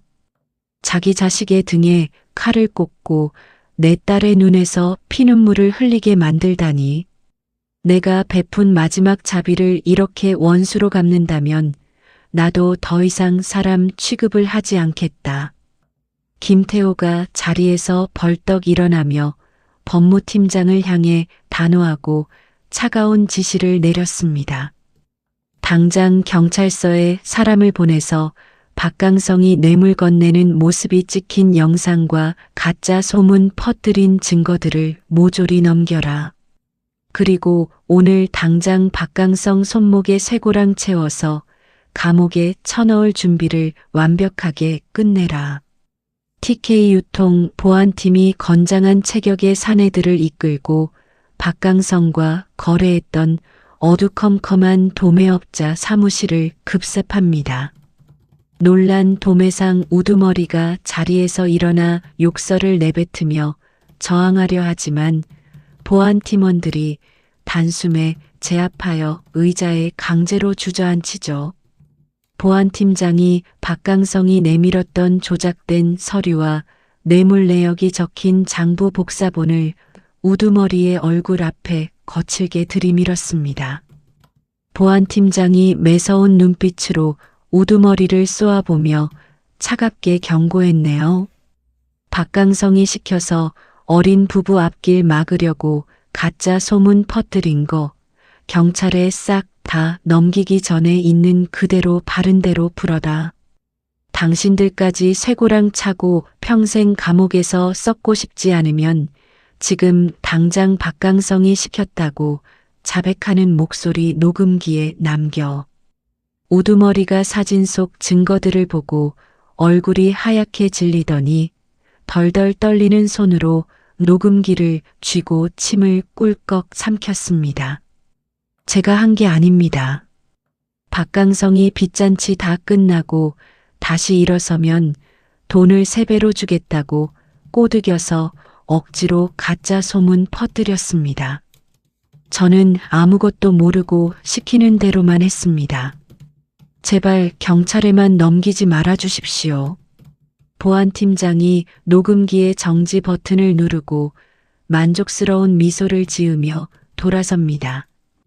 동시에 법무팀 직원들은 박강성이 납품처 사장들에게 뇌물을 건네던 고급 식당의 폐쇄회로 카메라 영상을 전부 확보하여 경찰 수사관들에게 직접 건네주고 있죠. 박강성이 쳐놓은 더러운 함정들이 김태호의 빠르고 철저한 반격 앞에서 유리창 깨지듯 산산조각 나고 있습니다. 화려한 붉은 조명이 비추는 강남의 최고급 비밀 룸살롱 아닙니다. 탁자 위에는 수백만 원짜리 수입 양주와 기름진 안주가 가득 차려져 있고 짙은 화장을 한 종업원들이 술을 따르고 있죠. 박강성이 마지막 남은 업계 최대 규모의 납품처 사장과 나란히 앉아 승리에 취한 듯 껄껄거리며 크게 웃고 있습니다. 박강성이 납품처 사장의 빈잔에 값비싼 양주를 콸콸 채워주며 음흉한 목소리로 속삭였어요. 사장님, 내일 당장 그 박민우 놈이랑 계약 확실하게 끊어버리시고 제가 새로 차린 유령 회사랑 독점 계약서에 도장 찍으시죠. 제가 그놈 회사 완전히 무너뜨리고 나오는 알짜배기 이익들 사장님 주머니에 꽉꽉 채워드리겠습니다. 납품처 사장이 눈알을 굴리며 탁자 밑에 놓인 현금이 꽉 찬 쇼핑백을 발로 슬쩍 건드려 보고는 탐욕스러운 웃음을 지었습니다. 아이고, 박 사장님 수완이 아주 엄청나십니다. 핏줄인 아들 회사까지 꿀꺽 삼키시려다니 제가 아주 든든한 동업자를 만났군요. 좋습니다. 지금 당장 도장 찍고 우리 둘이 유통바닥 한번 제대로 쓸어봅시다. 납품처 사장이 양복 안주머니에서 붉은색 인감을 꺼내어 박강성이 내민 조작된 계약서 위로 꾹 누르려는 찰나입니다. 굳게 닫혀있던 룸살롱의 두꺼운 방음문이 쾅 하는 굉음과 함께 부서질 듯 열려 젖혀지네요. 방문 앞에는 매서운 눈빛을 한 김태호가 꼿꼿하게 서 있고 그 뒤로 제복을 입은 경찰관들과 정장을 입은 법무팀 직원들이 복도를 가득 메우고 있습니다. 박강성이 깜짝 놀라 마시던 양주를 바닥에 내뿜으며 자리에서 용수철처럼 튀어 올랐습니다. TK 유통 법무팀장이 룸살롱 탁자 위로 다가가 박강성이 납품처 사장들에게 현금 쇼핑백을 건네는 모습이 또렷하게 찍힌 사진 수십 장을 허공에 흩뿌렸죠. 사진들이 비오듯 쏟아져 내리자 계약서에 도장을 찍으려던 납품처 사장이 비명을 지르며 인감을 바닥에 떨어뜨리고 구석으로 도망칩니다. 경찰관 2명이 성큼성큼 다가와 도망치려는 박강성의 양팔을 뒤로 거칠게 꺾고 차가운 은색 수갑을 단단히 채웠어요. 경찰관이 박강성의 귀에 대고 엄격하고 차가운 목소리로 경고했습니다. 당신을 거짓 소문으로 남의 회사 문 닫게 만들고 돈봉투 돌리면서 사람들 매수한 죄로 지금 당장 체포합니다. 변명은 경찰서 유치장 가서 실컷 하십시오. 수갑이 채워진 박강성이 얼굴을 흉측하게 일그러뜨리며 김태호를 향해 발악하듯 악을 썼습니다. 김태호, 이 늙은 여우 같은 영감탱이야. 네가 또 내 앞길을 막아? 내가 내 아들놈 버르장머리 좀 고쳐주겠다는데 네가 뭔데 경찰까지 끌고 와서 난리야. 김태호가 박강성의 코앞까지 다가가 경멸이 가득 찬 서늘한 눈빛으로 내려다보았습니다. 김태호가 얼음장같이 차갑고 묵직한 목소리로 마지막 선고를 내리듯 말했죠. 자식의 등에 칼을 꽂는 짐승에게는 자비란 없다. 네가 던진 그 더러운 욕심의 무게가 얼마나 무거운지 차가운 감옥 바닥에서 뼈저리게 느끼며 평생을 후회하며 살아라. 김태호가 혐오스러운 벌레를 피하듯 몸을 돌려 룸살롱을 미련 없이 빠져나갑니다. 박강성이 바닥에 질질 끌려가며 내지르는 처절하고 비참한 비명소리가 룸살롱 복도를 길게 울리며 악당의 완벽한 몰락을 알리네요. 엄숙하고 차가운 공기가 무겁게 내려앉은 서울중앙법원의 넓은 재판정 안입니다. 높은 단상 위에 앉은 판사가 두꺼운 뿔테 안경을 고쳤으며 손에 든 판결문을 천천히 그리고 단호하게 읽어내려가죠. 옅은 녹색 수의를 입고 피고인석에 선 박강성이 초조한 얼굴로 양손을 덜덜 떨며 바닥만 쳐다보고 서 있습니다. 판사가 목소리를 가다듬고 재판정 안의 모든 사람이 들을 수 있도록 큰 소리로 판결을 내렸습니다. 피고인 박강성은 자신의 헛된 욕심과 앙심을 채우기 위해 악의적인 가짜 소문을 퍼뜨려 선량한 신생 회사를 파산 위기로 몰아넣었습니다. 또한 돈으로 사람들을 매수하여 공정한 거래를 방해한 죄가 아주 무겁고 질이 나쁩니다. 이에 피고인에게 징역 3년의 실형을 선고합니다. 판사가 묵직한 나무 망치를 3번 탕탕탕 내리치자 조용하던 법정 안이 순식간에 술렁입니다. 박강성이 다리에 힘이 풀려 피고인석 바닥에 털썩 주저앉으며 억울하다는 듯이 고래고래 악을 썼어요. 판사님, 제가 무슨 큰 죄를 지었다고 늙은 사람을 차가운 감옥에 가둬요. 다 내 아들놈 잘 되라고 훈계하고 가르치려던 것뿐인데 이건 너무 억울합니다. 제발 한 번만 선처해 주십시오. 재판정 맨 뒷줄 방청석 구석에 앉아있던 박민우가 두 눈을 질끈 감고 가슴속에 맺혀있던 깊은 한숨을 길게 내쉽니다. 옆에 나란히 앉아있던 김지연이 민우의 땀이 밴 떨리는 손을 두 손으로 꽉 감싸주며 따뜻하게 위로했죠.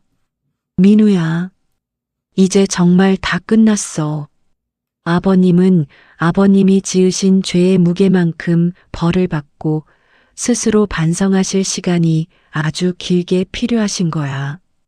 박민우가 붉게 달아오른 눈시울로 고개를 천천히 끄덕이며 지연의 좁은 어깨에 조용히 얼굴을 묻습니다.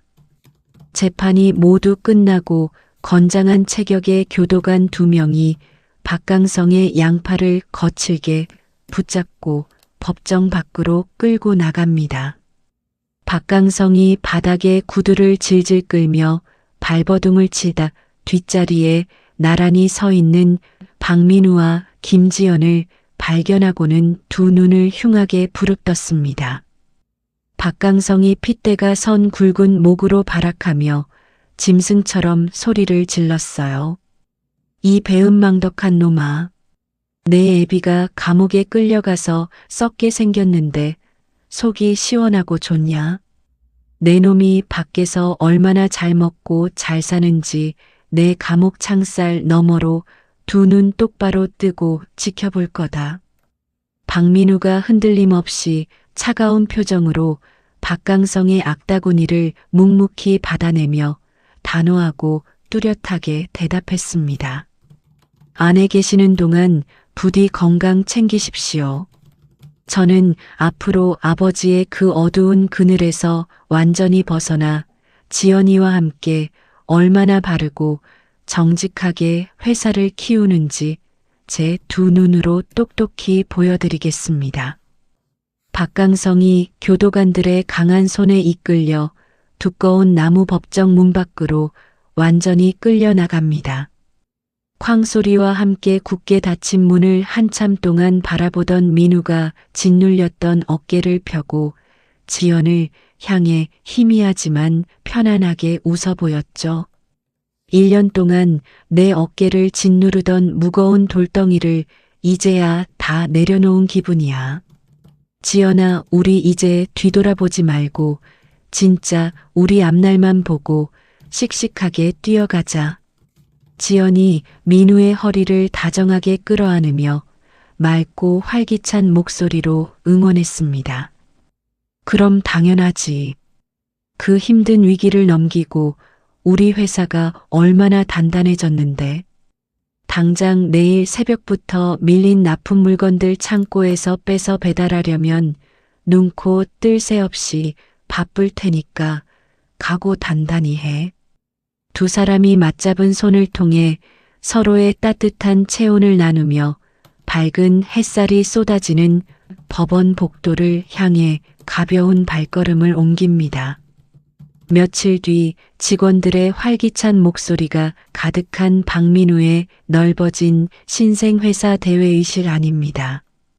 하얀 벽면에는 전국 방방곡곡으로 뻗어나가는 새로운 배송망 지도가 자랑스럽게 커다랗게 붙어 있죠. 말끔하게 다림질된 정장을 입은 박민우와 TK 유통의 조 대표가 넓은 탁자를 사이에 두고 마주 앉아 두툼한 정식 파트너십 계약서에 붉은 인감을 꾹 누릅니다. 김태호가 평소와 다름없이 낡고 편안한 점퍼 차림으로 창가에 뒷짐을 지고 서서 두 사람의 모습을 흐뭇하게 지켜보고 있어요. 조 대표가 자리에서 일어나 민우에게 손을 내밀며 환하고 친근하게 웃었습니다. 박 사장님, 온갖 헛소문과 벼랑 끝 위기 속에서도 흔들리지 않고 정직하게 회사를 지켜낸 그 무서운 뚝심을 우리 TK 유통이 아주 높이 평가했습니다. 앞으로 우리 전국 대형 유통망에 박 사장님이 만든 훌륭한 물건을 가득 채워봅시다. 박민우가 조 대표의 손을 두 손으로 힘차게 맞잡으며 씩씩하고 자신감 넘치게 대답했죠. 정말 감사합니다, 조 대표님. 절대 기대에 실망시켜드리지 않고 업계에서 제일 가는 정직한 품질로 보답하겠습니다. 김태호가 천천히 탁자 쪽으로 다가와 민우의 듬직해진 어깨를 투박한 손으로 툭툭 치며 호탕하게 웃었습니다. 내 사위지만 참으로 독하고 대단한 녀석이야. 진흙탕 밑바닥부터 구르며 흘린 그 땀방울이 결국 이렇게 눈부신 결실을 맺는구나. 앞으로 지연이랑 둘이서 힘을 합쳐 회사를 얼마나 더 튼튼하게 키울지 내 기대가 아주 크다. 민우가 태호를 향해 허리를 깊이 숙여 깎듯이 인사하며 굳은 목소리로 다짐했습니다. 이 모든 게 다 아버님께서 저희를 묵묵히 기다려주시고 바른 길로 이끌어주신 은혜 덕분입니다. 처음 물류창고에서 일하던 그 초심 잃지 않고 지연이랑 평생 땀 흘리며 살겠습니다. 회의실 안은 젊은 부부의 새로운 출발을 진심으로 축하하는 사람들의 따뜻한 박수 소리로 가득 채워집니다. 따뜻한 봄바람이 코끝을 간지럽히는 2년 뒤의 어느 화창한 주말 오후입니다. 푸른 파도가 넘실거리는 해안도로 위를 김태호의 20년 된 낡은 갓그랜저가 매끄러운 엔진 소리를 내며 부드럽게 달리고 있죠. 운전석에 편안하게 앉아 핸들을 잡은 김태호의 얼굴에는 세상 모든 근심을 내려놓은 여유로운 미소가 가득 번져 있습니다. 낡은 조수석 의자 위에는 튼튼한 유아용 카시트가 단단하게 고정되어 있고 그 안에서 갓 돌을 넘긴 포동포동한 아기가 딸랑이를 쥐고 흔들며 까르르 웃고 있어요. 태호가 신호 대기 중에 조심스럽게 거친 손을 뻗어 아기의 부드러운 볼을 쓰다듬으며 다정하게 말을 건넸습니다. 우리 예쁜 똥강아지. 할아버지 차가 너무 오래돼서 덜컹거려도 시원한 바닷바람 맞으면서 달리니까 기분이 아주 좋지.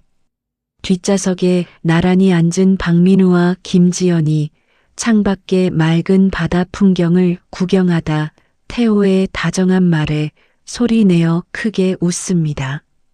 지연이 앞좌석으로 몸을 살짝 기울이며 애교 섞인 밝은 목소리로 맞장구를 쳤죠. 아빠, 우리 회사가 작년에 세웠던 매출 목표를 2배나 훌쩍 넘겼어요. 제가 당장 아빠한테 최고급 외국산 새 차 한 대 시원하게 뽑아드릴 수 있는데 왜 자꾸 이 매연나는 고물차만 고집하세요. 태호가 초록색으로 바뀐 신호등을 보고 핸들을 부드럽게 꺾으며 룸미러로 지연과 민우를 번갈아 쳐다보고 대답했어요. 내 귀한 보물을 고물차라 부르다니 아주 섭섭하구나. 이 차가 겉은 칠이 벗겨지고 볼품없어 보여도 우리 지연이 꼬마일 때부터 지금까지 우리 가족을 안전하게 지켜준 아주 든든한 녀석이다. 물건이든 사람이든 세월의 때가 묻고 깊은 정이 들어야 진짜 귀하고 값진 법이지. 박민우가 차 창문을 반쯤 아래로 내리자 시원하고 짭조름한 바다 냄새가 낡은 갓그랜저 안으로 확 밀려들어와 답답했던 가슴을 뻥 뚫어줍니다. 민우가 지연의 어깨를 포근하게 감싸 안으며 태호를 향해 진심을 담아 씩씩하게 말했습니다. 아버님 말씀이 100번 1000번 맞습니다.